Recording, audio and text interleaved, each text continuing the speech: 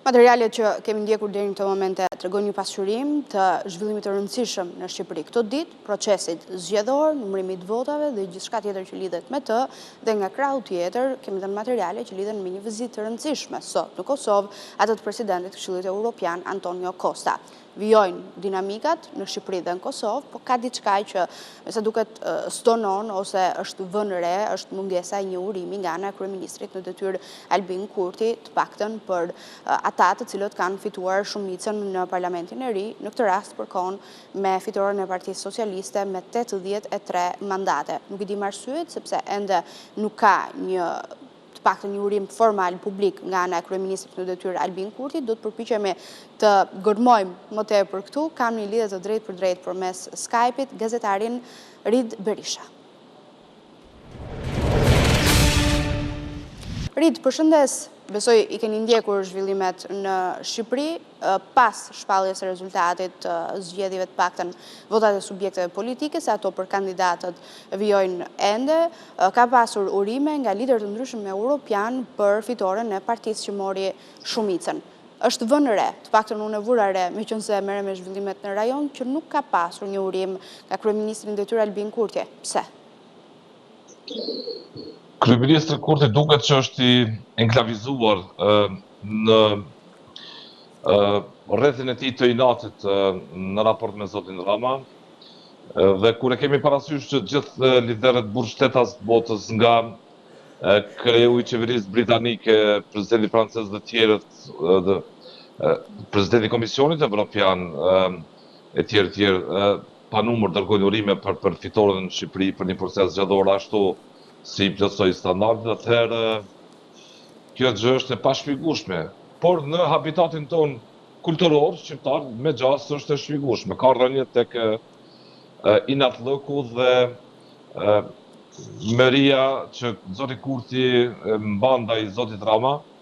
Nuk mund ta duroj me gjas zotin Rama peshën e tij politike që çdo ditë më shumë Shqipëria po e merr në marrëdhëniet jo vetëm rajonale, por edhe ndërkombëtare. Shqipëria shihet si kryeqendër e forumeve ndërkombëtare. Prandaj, me këtë dua të them se si zoti Kurti e po kështu edhe zonja Osmani, zoti Konjufsa, liderët e tjerë, përjashtojmë këtu zotin Memli Krasniqi, i cili megjithatë vonë, por e dërgoi një urim, përbën ose përfaqëson një ligësi në pikpamjen time, një situatë të pazakontë politikisht, dhe po të mos ishte fare Shqipëria ta zëm në këto raporte vllazërore me të cilat jem, e miqësore, zoti Kurti dhe kushdo tjetër do duhej në mënyrë zyrtare ti dërgonte urimet së paku për të përmbushur një formë protokolli, një formë komunikimi midis të dyja vendeve. Këtë Kurti nuk e bën. Unë e kam pritur. Nuk ka për ta bërë as në vazhdim, po thua se unë jam duke hamendsuar që mund të presi edhe po themi certifikimin e zgjedhjeve. Po, Kurti do ta bën, po do ta bën me vonesë. Ashtu sikurse zonja Vjosa Osmani, e cila do ta përfaqësoj Kosovën në forumin e premtes në Tiranë, por shije të keqe po lënë gjithë një këta lider gati se të papjekur politikisht, vendosin prioritet mbi prioritete i natet dhe lënë me njanë interesat e mëdha, ato që mund t'i kontribojnë një raporti më të mirë Kosovë-Shqipëri. Viteve të fundit nuk është se ky raport ka lulëzuar midis dyja vendeve, vetëm për shkak të politikanëve, dhe kjo gjë është e papranueshme. Ndërkohë, ka një zhvillim të rëndësishëm në Prishtinë, sepse me të paktën agjendën e publikuar rreth orës 17:20 ka pasur një mbritje, po themi, të presidentit të Këshillit Evropian Antonio Costa, dhe pritej që të kishte një dalje në konferencë përbashkët për media mes tij dhe presidentes Kosovës Vjosa Osmani, në cilin aspekt apo si do duhet shfrytëzohet, po themi, kjo vizitë në kohën kur vendi do duhet bëj një sforco për ta çuar përpara Kosovën në arenën ndërkombëtare, se ka pasur një hendek të madh në këtë aspekt, dhe a ka nisur konferenca? Me sa di unë ende jo. por do të nisë krejt çka do të dëgjojmë nga zoti Kosta është që Kosova bëjë gjitha përpjekjet për t'i bërë institucionet sa më shpejt nga zgjedhjet e mbajtura më në shkurt. Ti zbatoj detyrimet ndërkombëtare për cilat i ka marrë qeveria e Kosovës në Bruksel dhe në orë, përfshirë statutin e asociacionit komuna me shumicë serbe. Këtij detyrimi po i shmanget Kosova në një justifikime të ndryshme se Serbia nuk po bën detyrat e saj e tjera, por e vërteta është që sot Kosova në sytë e komunitetit ndërkombëtar po shihet si një problem. Parlamenti Evropian miratoi një rezolut ku bëri thirrje që Kosova t'i zbatoj detyrimet e veta, ashtu si kundër që Parlamenti Evropian bëri thirrje dhe që Kosovës t'i hiqen masa ndëshkuese. Në Kosovë një pjesë e madhe e opinionit tashmë mendon që këto masa janë të padrejta në esencë, aq më tepër kur kemi parasysh që një rëndom Bashkimi Evropian po mbyll një sy në raport me çastin që ka presidenti i Serbisë tasëm me Rusinë, duke përdorur, duke zvarkuar atje këtë lidhje që ka Serbia me Rusinë dhe në anën tjetër nuk po shohim veprimet vendosura të Bashkimit Evropian ndaj presidentit të Serbisë. Përkundrazi, gjithë reflektorët e presionit ishin deri tani ka Kosova, vijojnë të jenë ka Kosova dhe këtë gjë duket e padrejtë. Formati i dialogut, gjykimin tim duhet të ndroj i tëri. Presidenti Osmani nuk e di se çka për t'i thënë zotit Kurti, ajo është në mandat legjitim dhe legal kushtetues si presidenti i vendit. Gjitha institucionet tjera janë në detyra, në pritje që të formohen, nëse formohen, po them gjithsej.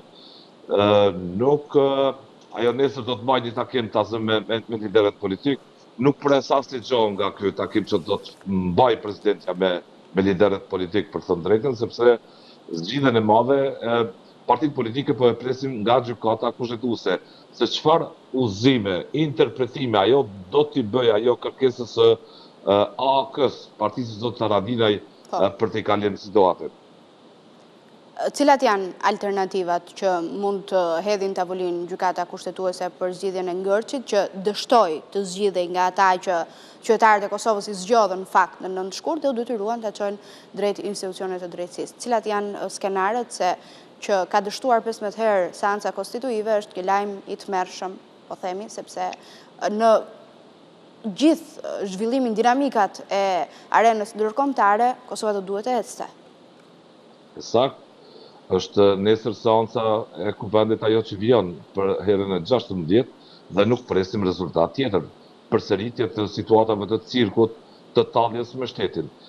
Kryesisht përgjegjësia bie mbi barën e zotit Kurti, partisë më të madhe, e cila nuk e dëshiron dialogun politik, nuk e ka dëshiruar asnjëherë që është e vërteta kjo parti politike, por tani meqense është partia e parë, i takon asaj që të lëviz nga pozicioni për të konfirmuar dialogun politik me tjerët, meqense ky subjekt politik nuk po i ka numrat për ta formuar jo vetëm kuvendin, por edhe institucionet. Problemi tani nuk qëndron, unë gjykoj tek zoni Haxhiu. Problemi qëndron tek një betejë që po e zhvillon Kurti me oponentët dhe oponentët me Kurtin, duke treguar se pa dialog politik nuk mund të lëviz më tutje dhe janë cimentuar në këto pozicione. Gjykata kushtetuese mbase shpejt do t'jap një përgjigje se për sa kohë partia e parë do të duhej ta nominon të njëjtin kandidat për kryetar kuvendi, ashtu siç e ka bërë të qartë në gjykimin e vitit 2014 edhe për kandidaturën e qeverisë, duke dhënë një shpjegim të qartë se i pari brenda 15 ditëve do duhej ta bënte, i dyti po ashtu, dhe nëse i dyti nuk e bën merr votbesimin, vendi mund të shkojë në zgjedhje. Dhe unë pres që gjykata kushtetuese në këtë situatë kur ka vakum të interpretimit kushtetues, do të jap një përgjigje se deri në çfarë kohe, sa herë mund ta përdor partia e parë një kandidat për ta nominuar për kryetar kuvendit. Dhe kjo mbase do të qartësoj dhe rrugën tjetër që është shumë e rëndësishme në mënyrë që të rrjedha fati kushtetues për formimin e qeverisë. Unë nuk pres në esencë formim qeverie, as zoti Kurti në një rëndom, as oponentët e tij tjetër aktualisht nuk i kanë numra për ta pasur qeverinë.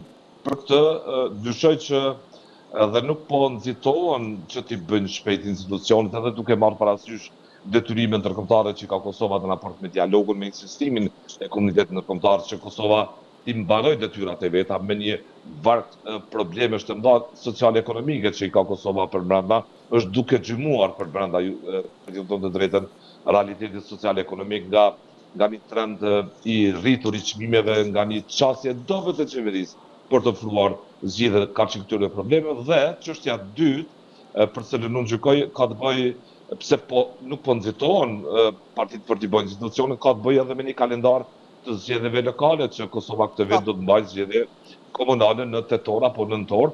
Presidenti do duhet ta dekretoj datën e këtyre zgjedhjeve dhe e kemi edhe vitin tjetër një situatë interesante që mund ta shpije vendin po ashtu në zgjedhje që ka të bëjë me zgjedhjen e presidentit të Kosovës. Dhe në anën tjetër, nga situata tashme, me qenë se zoni Osmani duket se aktualisht, po thëmë, sipas indikacioneve tashme, duket se kjo mbështetje i mungon thuajse nga gjitha partitë politike, me qenë se ajo për një kohë të gjatë nuk e ushtroi funksionin e saj, njëri prej tyre kryesor që tjetë presidenti e Unitetit të Popullit, këtë nuk e bëri, e dim të gjithë fare mirë, ishte më shumë presidente që po i subordinoi kryeministrit Kurti, sa që po shërbente në atë mandat duke përfaqësuar unitetin dhe ka informacione se presidentja mund të bëjë dhe një parti politike me qenë se disa sondazhe aktualisht e nxjerrin presidenten me disa shifra interesante dhe sa ajo vendos ta bëjë aktualisht partinë me 7-8-9% e kështu me radhë. Edhe ashtu situata politike duket se është e polarizuar dhe presidenti Osmani mund ta rishojmë në politikë. Se ka në lojë dhe fatin e saj politik, tani kështu që kalkulimet do duhet i bëjmë mirë. Rid, falenderoj shumë. Kënaqësi komunikimi si gjithmonë.